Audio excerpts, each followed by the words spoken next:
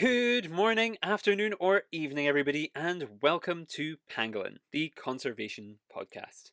I'm your host, Jack Baker, and welcome to the show dedicated to amplifying the interesting, amazing, incredible, wonderful, fantastical, show stopping, amazing, fantastic conservation stories that inspire me, and I hope will inspire you too. On today's show, we are continuing our exploration of the land of the lemurs with Hervet Randriamady.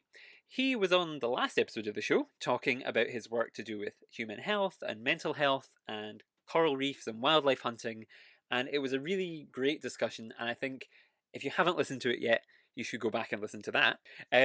But if you're listening to today's episode, what you're going to hear is all about community conservation and government collaboration. So bringing in local people and also the people at the top of the chain to kind of work together to make the kind of environment the healthiest, happiest, most thriving place it can be.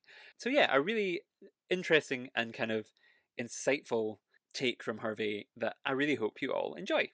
I will kind of sign off for now, but before I do, I would like to say that next week we are going to be exploring the botanical side of conservation in Madagascar, looking at baobabs and tree nurseries with, if you remember, Jesse, Harry, and Diamondra from a few weeks ago, they'll be back. And we'll also be joined by Seheno Andrian Saralaza, who is going to talk about baobabs. So, yeah, really interesting stuff coming up. You should also subscribe to us on your podcast streaming service of choice so you don't miss out on that. And also follow us on social media as well. We're at Pangolin Podcast. Fairly important detail if you don't know where to go. You might not be able to find us. So we're at Pangolin Podcast. Anyway, thank you all so much for listening to today's show, and I really hope you enjoy learning more about Hervé's work with MAHERY and community conservation and the government, and yeah, just all sorts of stuff. So yeah, thank you so much for listening, and of course, thank you for joining us as we explore the land of the lemurs. Thank you.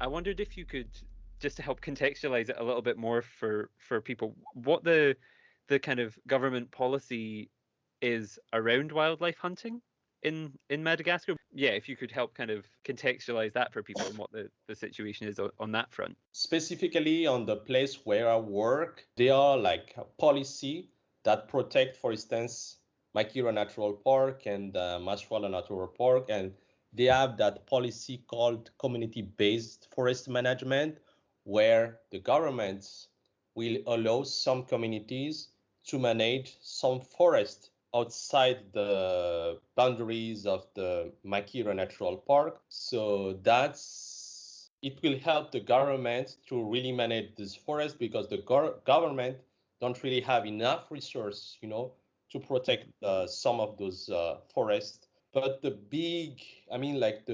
huge part, the Maswala Natural Park, is managed by Wildlife Conservation Society. So they have an agreement with the government to manage the Makira Natural Park.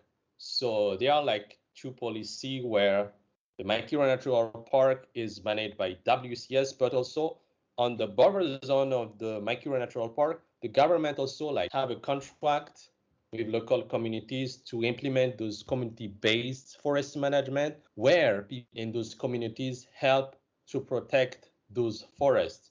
So these are like a type of environmental policy, at least implemented in the northeastern part of Madagascar. And from our research, we found that the implementation of this community-based forest management has an impact on the decrease of wildlife consumption, on lemur, on tenrecs, and everything. So that means that environmental policies such as community forest-based management really work in those area. So these are like a type of policy implemented in the place where I work. Interesting. Thank you so much for that, because that's really interesting and I think very important, because I guess yes, it helps people form a connection with the environment and helps them kind of want to protect it. If it's put in their hands, they're not going to want to hunt the wildlife necessarily as much because they will fall in love with it, I suppose, because they'll have this responsibility. It's a very clever way of helping to protect, but also yes, kind of getting the community involved is really really interesting. I guess yes, that yes, it then makes sense. There's the issues with people. Yeah, it must be quite a conundrum, I guess, for people to who have to. But yeah, it must make it very very difficult for people when they are forced to rely on something, but they also have to protect it. It's such an interesting dynamic. It must be hard to deal with. Mm. I think also I forget to mention about one of our big project with the government. Mm-hmm. We have the project called Climate Smart Health.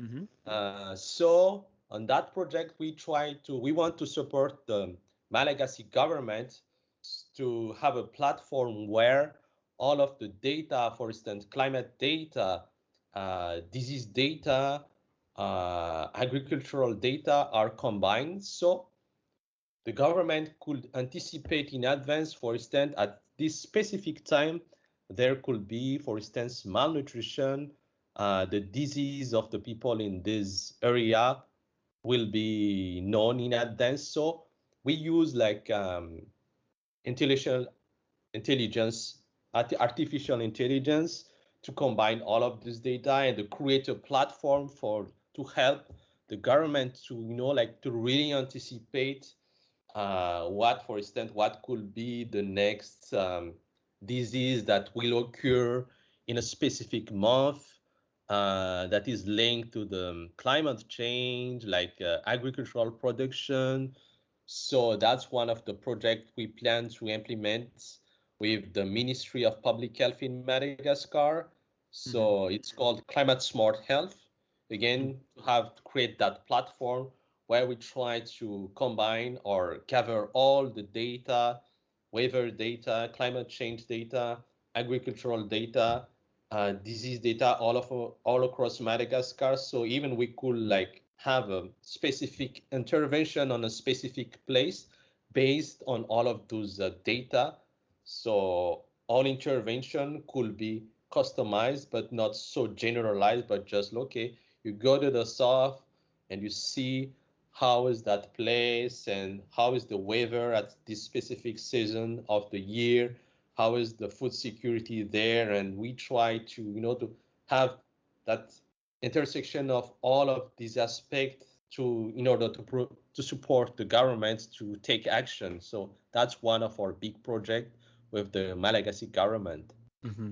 That's really interesting, and it's good that I guess it links together really nicely with the what you were talking about before. Because if they don't have enough resources to devote to environmental conservation and this aspect, it's good that you're working with them to kind of help prepare them and help predict. Because hopefully, if they can predict what the issues are going to be, they'll be then better able to tackle it, even though they don't necessarily have the budget to tackle it or they wouldn't have had the budget to tackle it if it had been kind of thrown on them unexpectedly.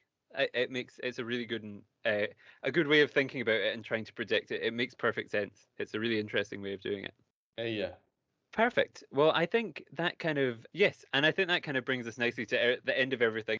But that's perfect, and I just want to thank you again for your time because it's been really really interesting, and we've talked about so many different things that I think the listeners will really enjoy. So thank you so much for your time. Yeah, thank you so much to Jack for Perfect. giving me the opportunity to participate in your podcast. So I'm looking forward to listen to it.